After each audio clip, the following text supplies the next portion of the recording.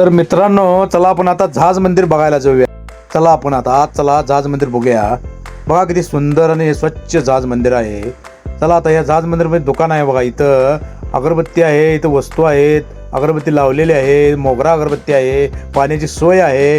बघा ती बगीचा किती सुंदर आणि स्वच्छ बगीचा आहे. बघा की भावानो, मला तर इथनं जायचंच होईना, इथंच राहू वाटाले. बरं चला आता तुम्हाला परत आणि बगीचा दाखवतो आणि लहान लहान मंदिरे दाखवतो. हे लहान मंदिर बघा मित्रांनो. तर मित्रांनो, आता झाज मंदिर बघायला आत जाऊया. आत काय मोबाईल वापरू देत नाहीत, त्यामुळं तुम्हाला आत काय मी दाखवू शकत नाही शूटिंगमध्ये. तर मित्रांनो, हे वारुळ बघा. पूर्वीचं या शेतामध्ये वारुळ होतं, त्याने वारुळ काढलंच नाही. आता झाज मंदिरातनं वरनं किती दृश्य चांगलं दिसतंय बघा. हे आमचं गाव आहे आणि हे मंदिर बघा झाज मंदिरच्या वर आहे. किती सुंदर आणि स्वच्छ दिसतंय. आणि हे बघा झाज मंदिरच्या वरचं मंदिर आहे, दिसायला किती सुंदर दिसते बघा. तर आता तुम्हाला वारुळ दाखवतो, साक्षात वारुळ दाखवतो बघा. काढलंच नाही.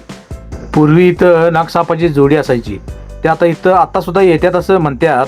आता इकडे बघा 24 तीर्थंकर आहेत बघा. 24 तीर्थंकर 24 तीर्थंकर व्यवस्थित असं प्रत्येक ठिकाणी त्यांनी उभा केलेले आहेत बघा. प्रत्येकाची नावं आहेत त्या तीर्थंकरांची. बघा तुम्ही नावं वाचून बघा. परत तुम्हाला इथली माहिती सांगायची म्हटलं तर मित्रांनो, तर भावांनो, तुम्हाला माहिती सांगायची म्हणजे इथं आपलं तणकाटावर औषध वगैरे काय मारत नाहीत.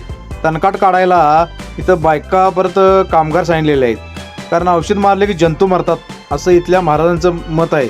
त्यामुळे त्यांनी जंतू अजिबात मारू नका म्हणतात. तुम्ही तणकाट बायका आणि माणसं सांगूनच काढा. किती प्रेम आहे बघा लहान लहान जंतूवर. खरोखर त्यांच्या धर्मात एवढं कडक नियम आहेत. तुम्हाला सांगायचं म्हणजे आता झाज मंदिरच्या आजूबाजूला जे पाणी होतं ते पाणी सुद्धा काढायला लावलं. का त्या पाण्यात जंतू होतात आणि ते जंतू पण मरतात, म्हणून ते पाणी काढायला लावलं. तर बघा मित्रांनो, किती लहान लहान जंतूचा सुद्धा हे विचार करतात. किड्या मुंग्यांचा सुद्धा विचार करतात. खरोखर ते लहान किड्या मुंग्यांना सुद्धा मारू देत नाहीत, कारण ते किड्या मुंग्या मेल्या तर ते पाप होतंय असं म्हणतात महाराज लोक. म्हणजे किती उच्च विचार आहेत बघा. आणि हे झाज मंदिर कोल्हापूर जिल्ह्यामध्ये हातकणंगले तालुक्यात नेज बाहुबली येथे कुंभोजगिरी असे या ठिकाणी आहे. हे कुंभोजच्या हद्दीत आहे. आणि भावांनो, इथे एक झाड आहे बघा. हे वांगी लागल्यासारखं दिसतंय. कसलं झाड आहे तेच कळेना. जरा कमेंटमध्ये सांगा कोणतं झाड आहे ते.